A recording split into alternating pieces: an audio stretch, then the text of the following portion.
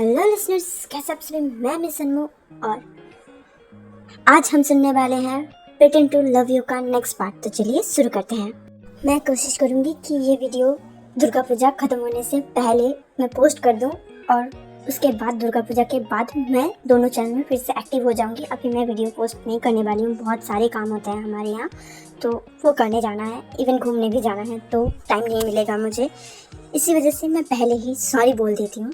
अब कहानी को स्टार्ट करते हैं। पिछले पार्ट में हमने देखा था कि आयुष और क्रिस की डेथ हो चुकी थी, बट जो आयुष है उसकी आत्मा वो अभी तक भटक रही थी और वो आयुषी को दिखाई दे रही थी।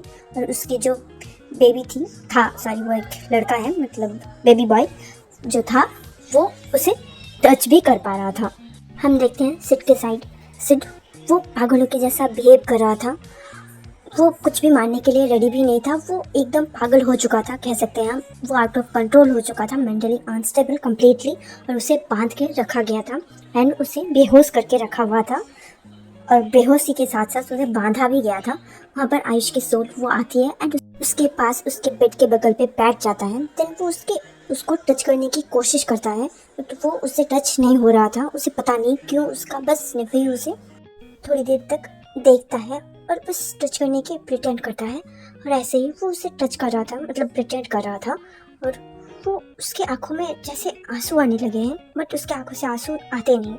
वो ऐसे हाथ उठाता है खुद के आंसू को साफ करने के लिए, बट वहाँ पर कोई आंसू थे ही नहीं। वो अपने हाथ को देखता है थोड़ी देर, तो मुट्ठी भर लेता है और वो खड़ा हो जाता है और उसके बाद वो वहाँ से चला जाता है। अभी जो है इनके डेथ के 1 महीना बीत चुका था। आयुष आयुषी के पास उतना नहीं जाता था क्योंकि उन दोनों के बीच इमोशनल बॉन्डिंग था ही नहीं, भले ही वो दोनों ब्लड रिलेटेड थे। और इसी वजह से शायद से आयुषी आयुष को देख पा रही थी एंड उसका बेटा भी, बिकॉज आयुष के 2 ही ब्लड रिलेटेड जिंदा थे और वो 2 ही उसे देख पा रहे थे। आयुषी को देखते हैं हम। वो घर के कुछ काम कर रही थी, मतलब सुधार रही थी, कुछ जगह को संभाल रही थी, क्या बोलते हैं, मतलब डेकोरेशन नहीं कर रही थी, बट सही जगह सही चीज़ को रख रही थी एंड काफ़ी जल्दी में लग रही थी। देन वो अपने बैग उठाती है एंड घर से निकल जाती है। हम देखते हैं आयुष को, वो वहाँ पर तभी आता है एंड वो देखता है आयुषी को जाते हुए काफ़ी जल्दी। वो उसके साथ उसके पीछे पीछे जाने लगता है। देन आयुष कई बार आयुषी को पुकारता है, बट आयुषी उसकी तरफ ध्यान नहीं देती। वो ऑटो पकड़ती है एंड बैठ जाती है उसके अंदर। हम देखते हैं आयुष की सोल वो भी उस ऑटो में आके बैठ गई थी।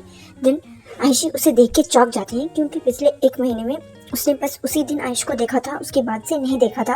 और वो बोलती है मन में कि क्या ये मुझे हेलुसिनेट हो रहा है फिर से। 1 महीने तक तो ऐसा नहीं हुआ था, बट फिर से कैसे हो रहा था, ये चीज़ वो अपने मन में सोच रही थी। आयुष उसकी तरफ थोड़ी देर तक घूरता है और बोलता है तो मुझे हेलुसिनेट नहीं कर रहे हो, मैं सही में यहाँ पर हूँ और मैं सच में मर चुका हूँ और ये मेरी आत्मा है जिसे तुम देख पा रही हो।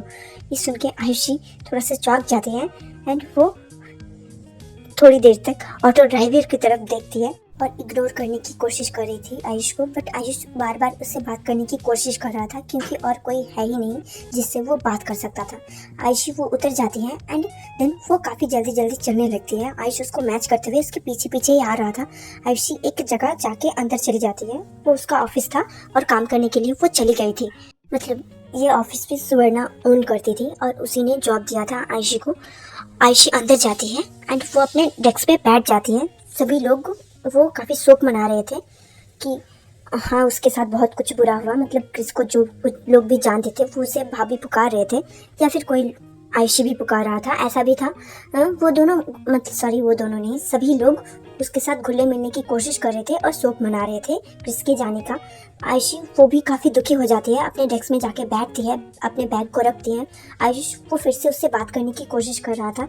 आयुषी वो बैठती है, देन कई बार ब्रीथ इन ब्रीथ आउट करती है, अपने डेस्क के साइड पे देखते हुए, मतलब तरफ देखते हुए, स्क्रीन को जो स्क्रीन था उसके सामने उसको देखते हुए।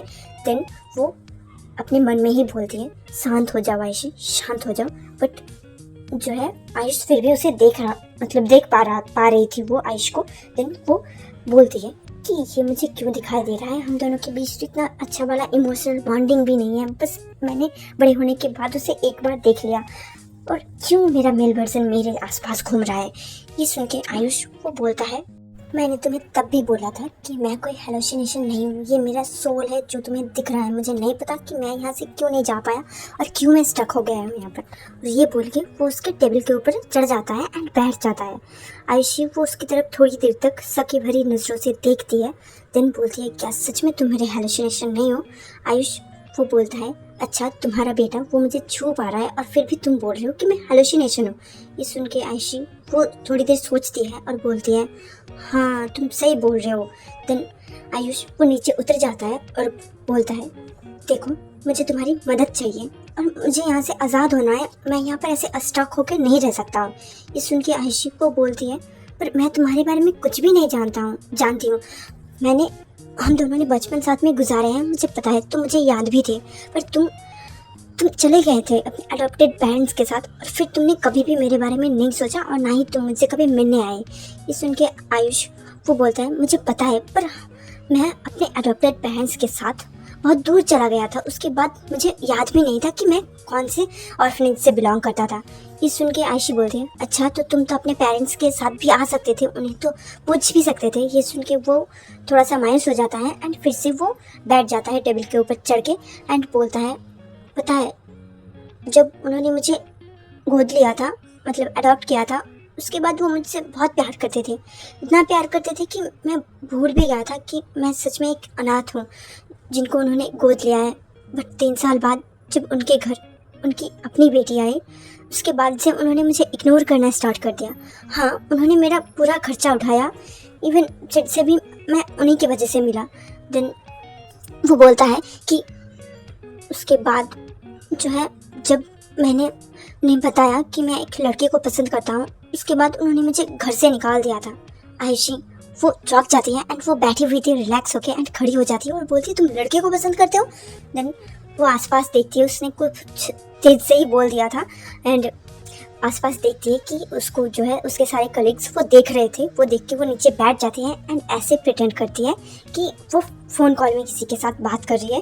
देन वो अपना फ़ोन उठाती है एंड इशारे में बोलती है कि वो फ़ोन में है एंड सॉरी भी बोलती है उन्हें। वो अपने कान में ईयरबड्स लगा लेती हैं एंड आयुष के साथ बात करती हैं। आयुष को बोलता है, शांत हो जाओ तुम, और इतनी भी कोई बड़ा बात नहीं हो गया, मैं बस सिड को पसंद करता हूँ और पसंद करना कोई गुनाह नहीं है। आयुषी वो ऐसे ही प्रिटेंड कर रही थी कि वो फ़ोन में बात कर रही है एंड जब सारे लोगों की नज़रें उससे हट गए तब वो बोलती है, बस अचानक से बोला ना, इसी वजह से थोड़ा शॉक लग गया। ये सुन के आयुष वो बोलता है, क्या तुम मुझसे नफरत करोगी इस बात से जैसे कि मेरे पेरेंट्स करने लग गए थे? आयुषी वो बोलती है, नहीं, तुम्हारी लाइफ है, तुम्हारी मर्जी, तुम जो कुछ भी करना चाहो कर सकते हो। ये सुन के जो आयुष है वो खुश हो जाता है एंड वो नीचे फिर से खड़ा हो जाता है और वो उसके गाल को जो है टच करना चाहता था, उसके गाल को खींचना चाहता था जैसे वो बचपन में करता था। इसी वजह से वो अपने हाथ को ले जाता है बट नहीं कर पाता है। आयुषी और आयुष दोनों को एक फ्लैशबैक आता है जब वो दोनों साथ में रहते थे अपने पेरेंट्स के साथ, तब कैसे आयुष उसका ख्याल रखा करता था, जिस वजह से, और ऐसे ही उसके गालों को भी खींचा करता था, जिस वजह से जो है आयुषी के आंखों में आंसू आ जाते हैं। सिड नहीं, आयुष वो भी दुखी हो जाता है बट उसके आंखों से आंसू नहीं आते हैं, वो वहाँ से गायब हो जाता है और सिड के पास फिर से चला जाता है। दूसरी तरफ आयुषी वो अपने काम पे ध्यान दे रही थी बट उसे काफ़ी ज़्यादा याद आ रहा था आयुष, एंड अपने बचपन के मोमेंट्स वो बार बार याद करे जा रही थी, जिस वजह से उसकी आंखों में आंसू आ गए थे। वो अपने ईयरबड्स निकाल देती हैं एंड रख देती हैं उन्हें और अपने काम पे ध्यान देने लग जाती हैं। और एक बात मैं बताना भूल गई हूँ, मतलब डेथ को 1 महीने नहीं 6 महीने हो गए हैं एंड बेबी भी 6 महीने का है।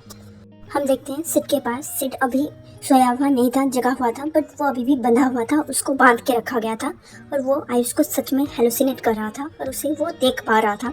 और आयुष का सोल जो है वो वहाँ पर ही खड़ा हुआ था और वो बार बार बोल रहा था कि मैं इधर हूँ, बट सिड वो किसी और जगह से इमेजिन कर रहा था एंड उसके साथ बातें कर रहा था। आयुष उसके बातों का जवाब भी दे रहा था बट सिड को उस चीज़ों को कुछ भी वो सुन नहीं पा रहा था। वो बस अपने मन में ही बातें करे जा रहा था, जहाँ पर आयुष बस स्माइल करते हुए उसे देख रहा था। यहाँ पर आयुष जो असली में है, मतलब उसका सोल, वो परेशान होते हुए उसके करीब जाता है बट सिड उसे नहीं देख पा रहा था। आयुष उसे हग करने की कोशिश करता है बट वो हग नहीं कर पाता। यहाँ पर सिड वो अपने आप को छुड़ाने की भी बहुत बार कोशिश करता है और बोलता है सब लोग झूठ बोल रहे हैं, माँ भी झूठ बोल रही है, मुझे पता है कि उन्होंने तुम्हें कहीं पर छुपा दिया है और मैं तुम्हें ढूंढ लूँगा। देन जो है वो बहुत ज़ोर ज़ोर से चीखने लग जाता है, जिस वजह से बाहर जो लोग भी थे, मतलब उनके घर के सर्वेंट, वो अंदर आ जाते हैं एंड डॉक्टर को बुलाया जाता है। देन उन्हें उसे इंजेक्शन से फिर से सुला दिया जाता है। ऐसे ही टाइम बीतने लग जाता है। थोड़े दिनों तक सिड और ज़्यादा जो है हालत उसकी बदतर हो जा रही थी। उसको दवाई के असर से थोड़ा स्टेबल किया गया था, मतलब पागलपन के दौरे उसे नहीं पड़ रहे थे, बट कभी कभी ये काफ़ी ज़्यादा एक्सट्रीम भी हो जाता था। और ऐसे ही 5 साल बीत जाता है, मतलब 5.5 साल, अभी तो 6 महीने ऑलरेडी बीत चुके थे। आयुषी अपने काम पे जो है लगी हुई थी। अचानक से उसके पास कॉल आता है कि उसके बेटे का एक्सीडेंट हो गया है। स्कूल से आते वक्त पता नहीं कैसे वो ऑफिस में थी, वो भाग के जाती है, अपने सारे सामान को उधर ही रखा हुआ था, बस अपना बैग उठाती है, फ़ोन उठाती है एंड वहाँ से चली जाती है, किसी को कुछ भी बिना बताए हॉस्पिटल में। वहाँ पर जाने के बाद वो काफ़ी ज़्यादा परेशान होने लगती है और वो अपने माँ मतलब सास को भी कॉल लगाती है एंड वहाँ पर जो है काफ़ी एक इमोशनल वाला सीन बन जाता है एंड आयुषी काफ़ी रो रही थी एंड वो अपने हस्बैंड को खो चुकी थी और अपने बेटे को खोना वो अफोर्ड नहीं कर सकती थी। इसी वजह से वो काफ़ी ज़्यादा रो रही थी। जो खुद को उसने संभाल के रखा था अभी जैसे टूट के बिखर गया था एंड वहाँ पर ही बैठे बैठे वो काफ़ी ज़्यादा रोने लग जाती है। जब स्ट्रेचर में उसके बेटे को ले जाया जाता है, उसके बेटे का नाम अयान है, ठीक है, तो अयान को ले जाया जाता है ऑपरेशन टेबल में और उसको जो है उसके ऑपरेशन के लिए उसे काफ़ी सारे पैसों की ज़रूरत पड़ती है। जब उसका डिमांड रखा जाता है, मतलब कि इतने पैसे लगेंगे, वो भाग के जाती है सुवर्णा के पास, क्योंकि वो काफ़ी अच्छी थी इन 5 सालों में उसके साथ। वहाँ पर जाने के बाद जो है वो उनके घर पे थी एंड वो डायरेक्ट उनके घर ही चली गई थी, किसी को कुछ भी बिना बताए बिना पूछे कि वो उसके घर आ सकती हैं या फिर नहीं। वो जाने के बाद जो है आयुष की सोल वो भी वहाँ पर ही भटक रही थी जो सिड के साथ थी और सिड अभी उसके पागलपन के दौरे के अंदर था एंड उसको कंट्रोल नहीं किया जा रहा था। वहाँ पर सुवर्णा भी थी, वो काफ़ी कंसोल करने की कोशिश करती है, उसे चुप करवाने की कोशिश करती है, बट नहीं हो पा रहा था एंड डॉक्टर भी अभी नहीं आए हुए थे। वहाँ पर जब आयुषी अंदर जाती है तब सर्वेंट्स उसे बैठने के लिए बोलते हैं। देन वो बैठ जाती है एंड सुवर्णा मैम को मतलब वो बुलाने के लिए चली जाती है। सुवर्णा मैम वो जब आती है, मतलब उसको एक दरवाजे में लॉक करके वो चली आती है। इतना हैवी डोजेस भी देना अच्छा नहीं रहता है, इसी वजह से कभी कभी उसे ऐसा भी छोड़ना पड़ जाता था जब डोजेस अलाउड नहीं होते थे। तब सिड को ऐसे ही छोड़ के वो चली आते हैं आयुषी से मिलने के लिए। सिड उधर से दरवाज़ा पीटने लगता है, कोई और वहाँ पर जाने की हिम्मत भी नहीं करता था सुवर्णा के अलावा। और वो जब जाती थी तभी वो थोड़ा बहुत स्टेबल होता था, बट अभी वो स्टेबल भी नहीं होने की कोशिश कर रहा था, मतलब हो ही नहीं रहा था। वो अंदर से दरवाज़ा पीटने लगता है काफ़ी ज़ोर से एंड वो खोलने की कोशिश करता है। आयुष की सोल वो उसे कंसोल करने की कोशिश करता है और बोलता है मैं यहाँ पर ही हूँ, तुम्हें इतना पागल होने की ज़रूरत नहीं है, मैं तुम्हारे पास ही हूँ। और सुवर्णा वो नीचे जाती है, खुद को काम डाउन करती है और उसके पास बैठती है। मतलब वो पूरा नॉर्मल काम थी, अभी जो उसके दिमाग में चल रहा था वो सब कुछ जैसे नहीं चल रहा है एंड वो कामली उसके सामने जाके बैठती है। आयुषी वो बोलती है कि उसके बेटे का ऐसे एक्सीडेंट हो गया है एंड उसको कुछ पैसों की ज़रूरत है एंड सुवर्णा मैम उसको लोन दे दे एंड वो चुका देगी अपनी सैलरी से। सब कुछ अच्छे से एक्सप्लेन करती है कि क्यों उसकी पैसों की ज़रूरत है। देन सुवर्णा वो बैठी हुई थी, तभी अचानक से सिड अपनी दरवाज़ा तोड़ देता है लॉक को एंड वहाँ से भाग के नीचे आ जाता है। आयुषी को देख के वो पागलों जैसे बिहेव करने लगता है एंड उसे जाके हग कर लेता है एंड उसे काफ़ी टाइटली हग किया था कि आयुषी वो चोक होने वाली थी, उसका सांस अटक रहा था एंड वो उसे अपने से दूर करने की कोशिश कर रही थी। और वो देखती है आयुष को, वो उसके सामने ही खड़ा हुआ था एंड वो भी उसको हटने के लिए बोले जा रहा था। आयुषी उसे सुन पा रही थी बट सिड उसे सुन नहीं पा रहा था एंड वो बोलता है आयुष तुम मेरे पास वापस आ गए, आयुष मैं तुम्हें कहीं भी नहीं जाने दूंगा। देन सुवर्णा जो है वो 2 बॉडीगार्ड जो थे उनको बुलाते हैं, देन उसको पकड़ के फिर से दूसरे रूम में लॉक करके ले जाया जाता है लॉक करने के लिए। देन लॉक करके वो लोग आ जाते हैं। सुवर्णा वो बैठ जाती है एंड काफ़ी ज़्यादा घबरा गई थी और उसका हार्ट बीट भी फास्ट हो गया था। और आयशी वो तो शॉकिंग स्टेट में चली गई थी, ऑलरेडी वो काफ़ी ज़्यादा परेशान थी। वो भी बैठ जाती है और उसका फेस ब्लैंक था, कोई भी एक्सप्रेशन उसके फेस पे नहीं दिख रहा था और वो सिट की तरफ ही देख रही थी। तभी भी वो लोग जा रहे थे, तब की बात है वो। देन वो लोग लॉक करके चले आते हैं। आयशी वो पूछती है ये कौन है? सुवर्णा वो अपने दिल को ऐसे थामती है, मतलब हार्ट जहाँ पर रहता है लेफ्ट साइड को ऐसे थामती हैं एंड थोड़ी देर जो है बहुत ही गहरे गहरे सांस लेने के बाद वो बोलती है वो मेरा बेटा है। देन आयशी वो बोलती है पर वो ऐसे क्यों रिएक्ट कर रहे थे एंड मुझे आयुष बुला रहे थे। ये सुन के वो बोलती है एक्चुअली आयुष तुम्हारा जो भाई था वो मेरे बेटे का बॉयफ्रेंड था। ये सुन के आयशी वो मन में बोलती है कि हाँ ये बात तुझे पता है। देन आयशी वो थोड़ा सा जो है खुद को नॉर्मल करने की कोशिश करती है और फिर से वो बोलती है कि प्लीज़ उसे उधार के लिए ही दे दे, क्योंकि इतनी जल्दी और वो किसी के पास से पैसे नहीं मांग सकती सिवाय सुवर्णा के। सुवर्णा उसके दिमाग में कुछ चलता है और वो बोलती है ठीक है पर तुम्हें मेरा एक काम करना पड़ेगा। ऐसे ही सेम सीन चल रहा था जैसे कुछ सालों पहले क्रिस आया था एंड क्रिस से वो एक काम करवाती है जिसकी वजह से क्रिस की डेथ हो जाती है। बट अब आयशी से वो क्या काम करवाने वाली थी वो तो फ्यूचर ही बताएगा। वो उन्हें पैसा दे देती है, मतलब सुवर्णा आयशी को पैसा दे देती है और वो चली जाती है वहाँ से। मन में उसका था कि क्या करने वाले हैं, बट उसके दिल में ये था कि हाँ जो कुछ भी करवाने वाले हैं वो कर लेगी। एंड उसने एक जो सफ़ेद पेपर होता है ना, वाइट पेपर, मतलब उसमें बस सिग्नेचर करवा दिया था।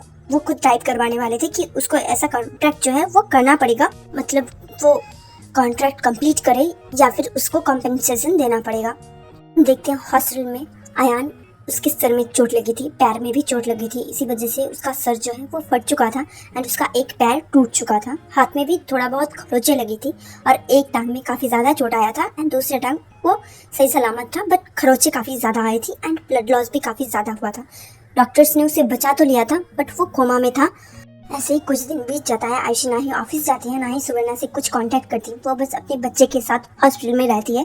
खाना भी काफ़ी कम खाना खा रही थी। वो तो पूजा, मतलब उसकी सास थी जो उसको खाना खिला रही थी टाइम टू टाइम, वरना वो उसकी तबीयत खराब होगी तो वो खुद को संभाल नहीं पाएंगे। देन थोड़ी दिन बीत जाता है। सुवर्णा भी किसी भी तरीके से उसे जो है कांटेक्ट नहीं करती है, ना ही परेशान करती है। बट जब एक हफ्ता बीत जाता है उसके बाद जो है सुवर्णा का कॉल आता है। आयुष वहाँ पर खड़ा हुआ था। वो सुवर्णा क्या कर रही है क्या नहीं उस बारे में देखने के लिए, क्या करवाने वाली है वो आयशी से, ये जानकारी लेने के लिए। और सिर्फ वो अभी भी अपने कमरे में बंद था, बेहोश था फिलहाल के लिए, उसे बांधा भी नहीं गया हुआ था। वहाँ पर वो कॉल करती है और आयशी को आने के लिए बोलती है, जितना जल्दी हो सके उतना जल्दी। देन आयशी वो पूजा के ऊपर पूरा जो है सब कुछ छोड़ के वो चली जाती है, पूजा हैंडल कर लेंगी वो बोलती है। देन वो वहाँ से चली जाती हैं सुवर्णा के पास। सुवर्णा के पास जाने के बाद वो बोलती है कि तुम्हें मेरा एक काम करना पड़ेगा जिसके बदले में तुम्हें पैसे मिलते रहेंगे और तुम्हें और कुछ काम करने की ज़रूरत भी नहीं है। आयशी बोलती है क्या काम करना पड़ेगा, और वो काफ़ी डरी हुई भी थी कि क्या काम करने के लिए बोलने वाली है। आयुष भी वहाँ पर बैठा हुआ था आयशी के बगल में ही, और वो कुछ बातें बोले जा रहा था, मतलब बिना सैर पैर के हो भी फिर भी वो बस अपनी बातों को शेयर करे जा रहा था आयशी से, क्योंकि आयशी के अलावा और वो किसी से बात भी नहीं कर सकता। हाँ अयान से वो बात कर सकता है बट अयान को उसने कभी देखा ही नहीं। वो अगर मिलता भी था तो सिर्फ आयशी से ही मिलता था उसके ऑफिस में, और वो वापस से कभी भी उनके घर नहीं गया था। वो हमेशा से सिड के पास ही रहता था, वरना उसे फिलहाल से उसी के घर में ठहरने के लिए बोलती है। एक ड्राइवर को वो बुलाती है। देन आयशी को उसके घर ले जाया जाता है। उसका जो भी ज़रूरी सामान था उसको पैक करवाया जाता है उससे। देन मतलब आयशी से ही पैक करने के लिए बोला जाता है। देन वो वापस से आ जाती है एंड उसको एक कमरा दिया जाता है उन्हीं के घर में रहने के लिए। देन सारा कॉन्ट्रैक्ट रेडी हो चुका था एंड एक कॉन्ट्रैक्ट में उसने ऑलरेडी साइन कर दिए थे। वो उसको दिखाया जाता है कि उसने ऑलरेडी इस पेपर में साइन कर दिए हैं, जिसमें लिखा हुआ था कि उसको इनके घर में ही रहना पड़ेगा और जो कुछ भी सुवर्णा बोलेंगी वो उसे करना पड़ेगा। देन वो और कुछ कॉन्ट्रैक्ट्स लाती है, मतलब पेपर्स लाती है एंड उसको आयशी को साइन करने के लिए दे देती है और बोलती है कि तुमने यहाँ पर लिखा हुआ है और तुम्हें सब कुछ करना पड़ेगा जो मैं बोलूँगी। देन आयशी वो पढ़ने लगती है। एक था कि उसको सिड से शादी करनी पड़ेगी, वो मैरिज पेपर्स थे। देन एक डिवोर्स का पेपर्स भी था जिसमें उसको साइन करके रखना पड़ेगा। अगर सिड कभी भी डिवोर्स चाहता है उससे तो वो आराम से डिवोर्स भी दे सकता है। देन और कुछ और भी जो है पेपर्स रखे हुए थे कि हाँ उसको प्रिटेंड करना पड़ेगा कि वो आयुष है और उसने अपना मतलब जेंडर चेंज करवाया है इन 5 सालों में, एंड फिर से वो वापस आ गया है सिड के पास, और उसके सारे फेक पेपर्स भी बनवाने पड़ेंगे उसको। मतलब उसने ऑलरेडी बनवा दिए थे कि हाँ इस पेपर में वजह से, सॉरी मतलब इस पेपर्स की वजह से वो सारे डॉक्यूमेंट्स जो कुछ भी लगता है कि आयुषी है, वो सारे फेक डॉक्यूमेंट्स भी वहाँ पर रखा हुआ था। वो सब कुछ पढ़ती है, वो डॉक्यूमेंट्स रेडी हो गए थे, बस उसको marriage paper and divorce paper में साइन करना पड़ेगा। आयुषी वो शॉकिंग स्टेट में थी और वो बोलती है कि पर आप क्यों चाहते हो कि मैं आपके बेटे से शादी करूं? ये सुन के सुवर्णा वो बोलती है कि मैं कभी भी नहीं चाहती थी कि मेरा बेटा एक लड़के से शादी करे, और अगर वो तुम में आयुष को देख रहा है तो मुझे कोई प्रॉब्लम नहीं है कि वो एक वीडियो से शादी करे। देन आयुषी वो बोलती है पर मैं आपके बेटे से शादी कैसे कर सकता हूँ, वो मेरा ये सुन के आयुषी नहीं, सुवर्णा वो बोलती है हाँ तुम्हारे भाई का बॉयफ्रेंड है, जो भाई तुम्हारी तरह एग्जैक्टली दिखता था, तो तुम्हें ये नाटक करना पड़ेगा। अपने बेटे को बचाना चाहते हो या फिर नहीं? आयुषी वो बोलती है हाँ बचाना चाहती हूँ। ये सुन के सुवर्णा बोलती है तुम्हें पता है ना कि और भी कितने सारे पैसे लगने वाले हैं, तुम्हारा बेटा वो कोमा में है। ये सुन के आयुषी बोलती है हाँ मुझे पता है। देन वो साइन कर देती है और वो अपने कमरे में, जो उसको कमरा दिया गया था, वहाँ पर चली जाती है। आयुष भी आयुषी के पीछे पीछे जाता है। देन आयुषी वो थप करके बेड पे बैठ जाती है एंड वो बोलती है कि ये सब कुछ क्या हो गया। आयुष उसके पास जाता है और बोलता है कि ये तो कितना अच्छा बिहेवियर रखती थी मेरे साथ, और आज इन्होंने बोला कि वो नहीं चाहती थी कि कोई लड़का उनके बेटे का लाइफ पार्टनर बने। वो काफ़ी शॉक था। आयुषी जब आयुष को नोटिस करती है और वो सब कुछ बातें सुन रही थी, और वो बोलती है पर ऐसा कैसे हो सकता है, अगर उन्होंने तुम्हें अपनाया था तो अब वो ऐसा कैसे कर सकते हैं। ये सुन के आयुष बोलता है मुझे सच में नहीं पता कि वो ऐसा क्यों कर रही हैं, पर वो जब माँ ने मुझे छोड़ दिया था, मतलब उसकी अडॉप्टेड मदर ने जब मुझे छोड़ दिया था, तब उन्होंने मेरा कितना ज़्यादा ख्याल रखा था, और मतलब उनको पता था तब कि मैं उनके बेटे का बॉयफ्रेंड हूँ, फिर भी वो कितना ज़्यादा केयर करती थी मेरी। और आज मुझे पता चल रहा है कि वो मुझसे खुश भी नहीं थी, खुश तो क्या वो मुझे पसंद भी नहीं करती थी। ये सुन के जो है आयुषी वो बोलती है देखो रोना मत। अब आयुष बोलते हैं मैं रो भी नहीं सकता क्योंकि मेरे आंखों पे आंसू ही नहीं आते। देन आयुषी बोलती है हाँ मुझे पता है तुम्हारे आंखों में आंसू नहीं आते हैं क्योंकि तुम एक सोल हो ना कि इंसान हो। ये सुन के आयुष वो बोलता है हाँ, और अब तुम मेरी आइडेंटिटी लेने वाले हो और तुम आयुष बनने की प्रिटेंड करने वाले हो, पर तुमने उससे शादी कर ली। आयुष को काफ़ी ज़्यादा जलन भी महसूस हो रहा था। उसको नहीं पता, इतने सालों से उसको जो है इतना ज़्यादा भी स्ट्रॉन्ग फीलिंग कभी भी नहीं आया था। उसको दुख होता था कभी कभी, बट इतना भी ज़्यादा जो है फीलिंग स्ट्रॉन्ग वाली वो नहीं आई थी, और वो काफ़ी जेलस हो रहा था। एंड वो वहाँ से गायब हो जाता है एंड सिड के पास जाता है। सिड जिसका तभी आँख खुलता है जब आयुष वहाँ पर आता है। देन जो है सिड वो महसूस कर लेता है कि आयुष उसके आसपास है। वो महसूस कर पाता था कि आयुष उसके आसपास ही है, इसी वजह से वो हमेशा चिल्लाता रहता था और कभी भी ये मानने के लिए राजी नहीं था कि वो मर चुका है। वो स्माइल करता है, देन अपने आसपास देखने लगता है और बोलता है आयुष तुम कहाँ पर हो, उसे बुलाने लगता है। वो उठ जाता है। देन जो है दरवाज़ा वो बाहर से लॉक था, वो खटखटाने लगता है। आयुष बार बार उसे बोल रहा था कि मैं यहाँ पर हूँ, वो आयुष नहीं है जिसको तुम आज जानने वाले हो कि वो आयुष है। मैं आयुष हूँ, वो मेरी बहन है, वो मेरी जुड़वा बहन है, वो तो लड़का भी नहीं है। जब दरवाज़ा खटखटाने की आवाज़ आती है, सुवर्णा वो एक सर्वेंट को बोलती है कि सिड को यहाँ पर लेके आए। देन सिड को यहाँ पर लेके आया जाता है। सिड अभी नॉर्मल था, काफ़ी ज़्यादा काम था पहले से, पर मेंटली फिर भी डिस्टर्ब था। वो उसका मेंटल स्टेट काफ़ी ज़्यादा जो है ख़राब हो रखा था, पर जब से उसने आयुषी को देखा था तब से उसका मेंटल स्टेट वो थोड़ा बहुत स्टेबल होने लगा था। इसी वजह से उन्होंने ये करने के बारे में सोचा था। देन सिड नीचे आता है एंड वो बोलता है अपनी माँ से, माँ आयुष आ गया ना वापस। उसकी माँ वो स्माइल करती है और उसके फेस को पकड़ती है जेंटली, और ये उनका आदत है। ओके, वो फेस को जेंटली पकड़ती है और बोलती है कि हाँ आयुष आ गया है।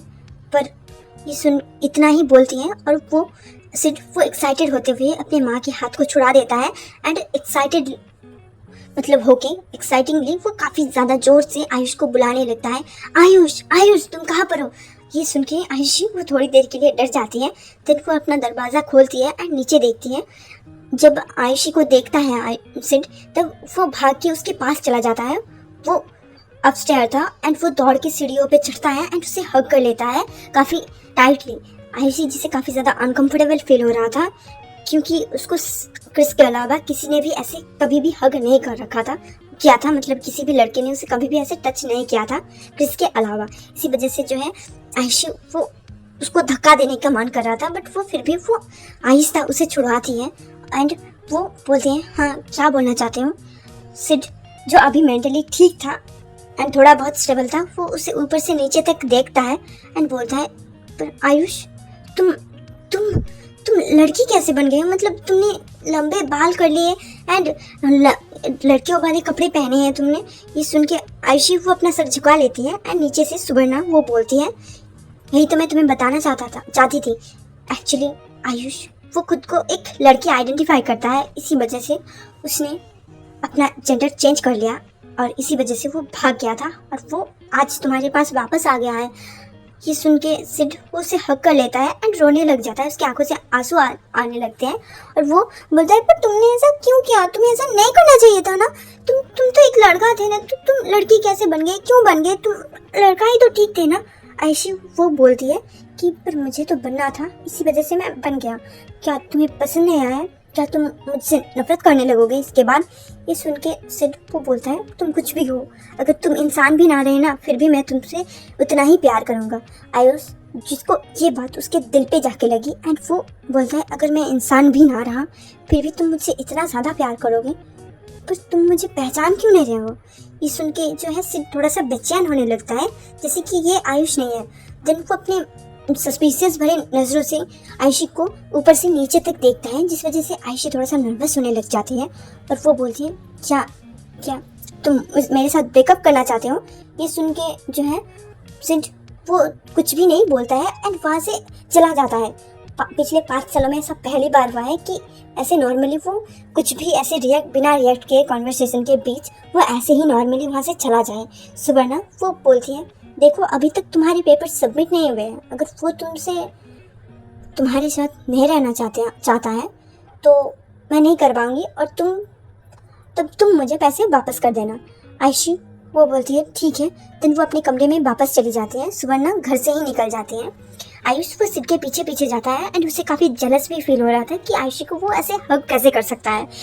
पर आयुष एक चीज़ नोटिस करता है कि उसका जो है रंग थोड़ा सा फेड होने लग गया था, मतलब उसका रंग काफ़ी हल्का हो गया था। पहले जो है वो एकदम इंसान जैसा दिखता था, खुद को ही वो देख पाता था, बट उसका कलर थोड़ा सा फेड होने लग गया था, जिस वजह से उसे अचानक से ये रियलाइज़ होता है शायद से सिड का प्यार का बंधन ही है जो उसको ऐसे खींच के यहाँ पर स्टक करके रखा है। अगर वो आयुषी से प्यार करने लग जाएगा तो वो यहाँ से जा सकता है आसानी से।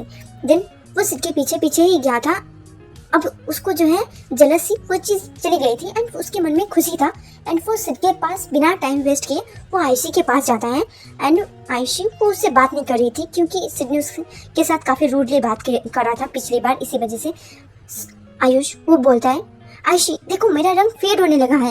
ये सुन के आयुषी थोड़ा जो है झिझकती है, बट फिर उसकी तरफ मुड़ के देखती है एंड वो भी स्माइल करते हुए वो अभी तक बैठे हुए थे बेड पे, वो उठ के आयुष के पास चली जाती है एंड बोलती है हाँ तुम्हारा रंग फेड होने लगा है। ये सुन के वो याद करती है कि उस सपने में उसने क्रिस को जब देखा था उसका रंग भी ऐसे धीरे धीरे फेड हुआ था, उसके बाद वो सुनहरे पार्टिकल्स में बदल गया था एंड उड़ के कहीं चला गया। देन वो बोलती है कि इसका मतलब तुम भी यहाँ से चले जाने वाले हो, तुम्हें भी मुक्ति मिल जाएगी इस दुनिया से। देन वो थोड़ा सा जो है दुखी होने लग जाती है एंड वो फिर से बैठ जाती है बेड पे।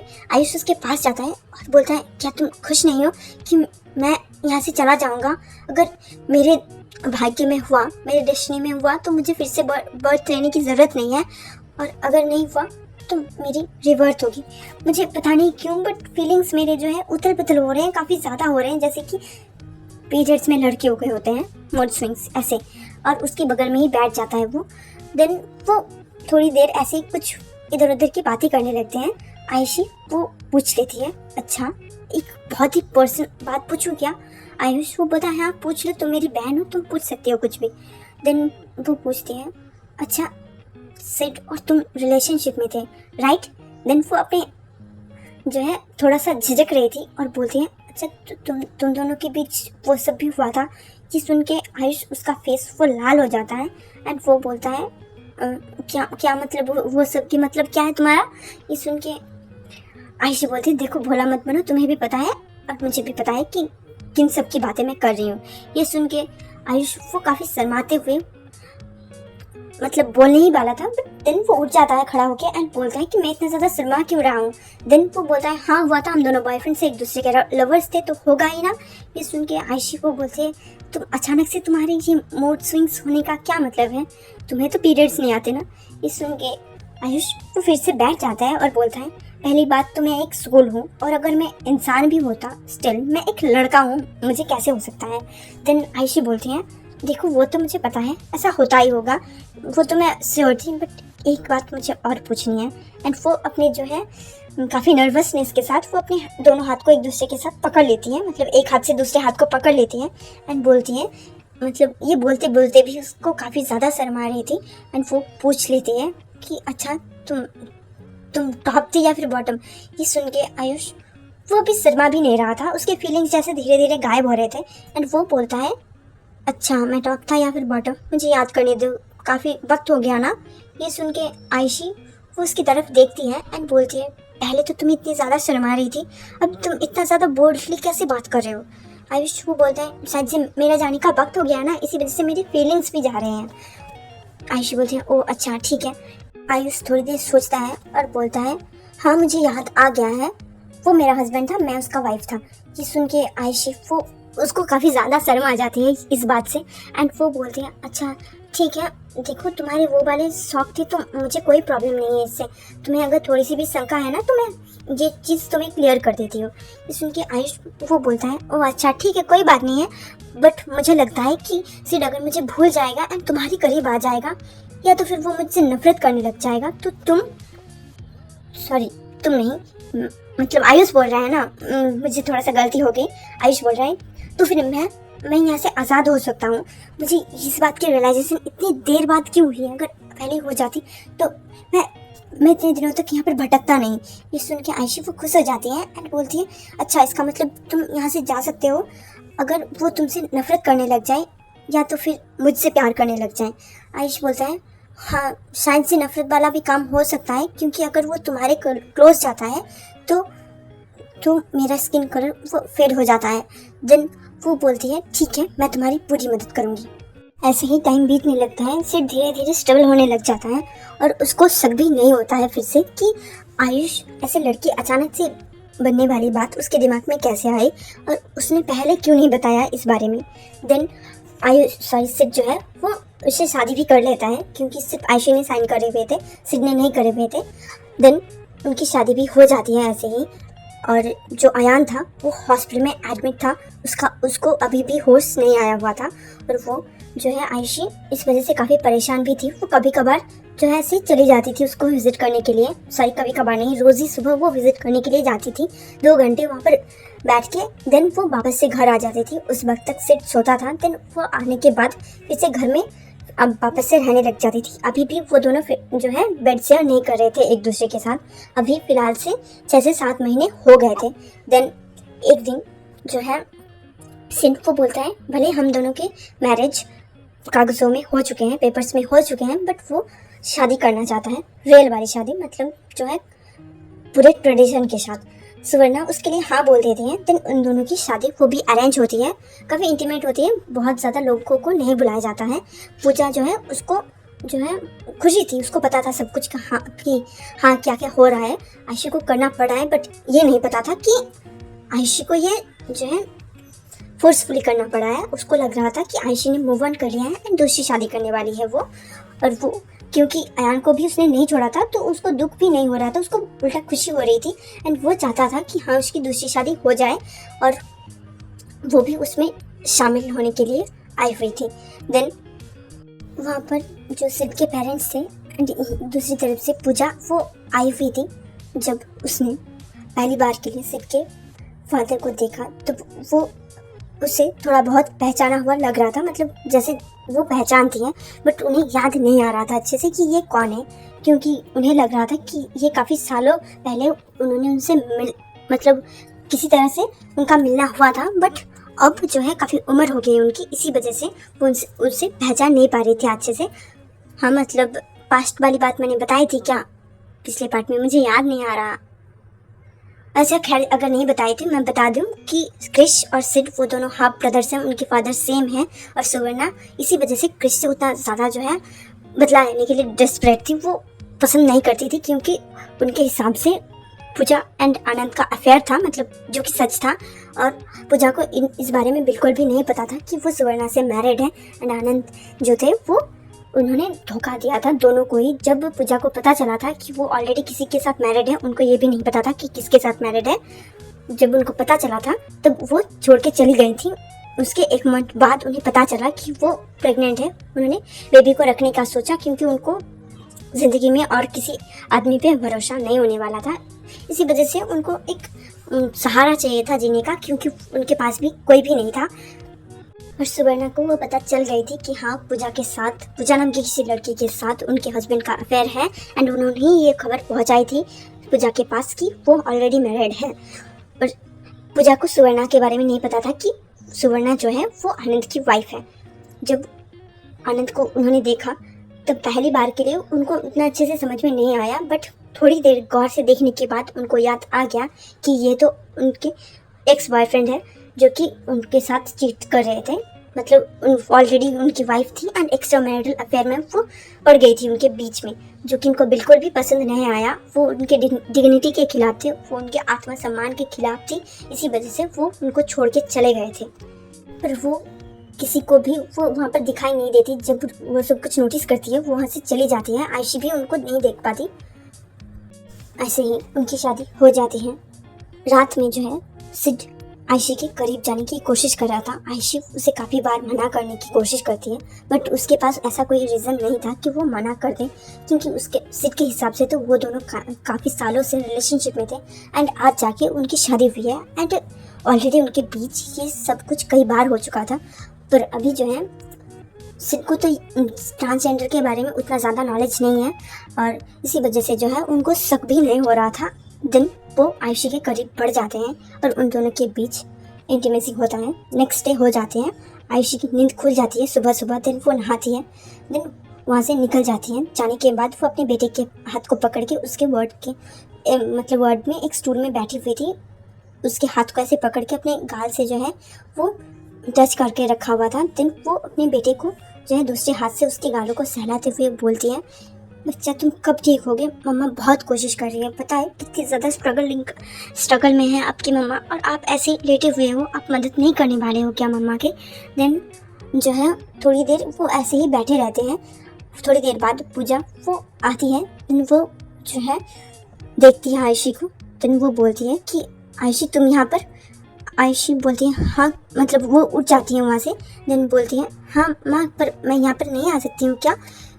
माँ उस जो पूजा है वो बोलती है नहीं, मुझे लगा था तुम्हारी शादी हो गई है, उसके बाद क्या तुम हमें याद रखोगे? आयशी वो अपनी सासू माँ की तरफ बढ़ती है। देन उनका हाथ पकड़ती है और बोलती है माँ आप ऐसे कैसे बोल सकते हो? आप मेरी माँ हो और ये मेरा बेटा है। और एक बच्चा क्या अपने माँ को और एक माँ क्या अपने बच्चे को भूल सकती है? देन पूजा अपना हाथ छुड़ा लेती है और थोड़ा सा उसे अवॉइड करते हुए आयुष नहीं अयान के करीब जाती है और वहाँ पर बैठ जाती है और बोलती है नहीं, मुझे नहीं लगा था कि तुम यहाँ पर आओगे।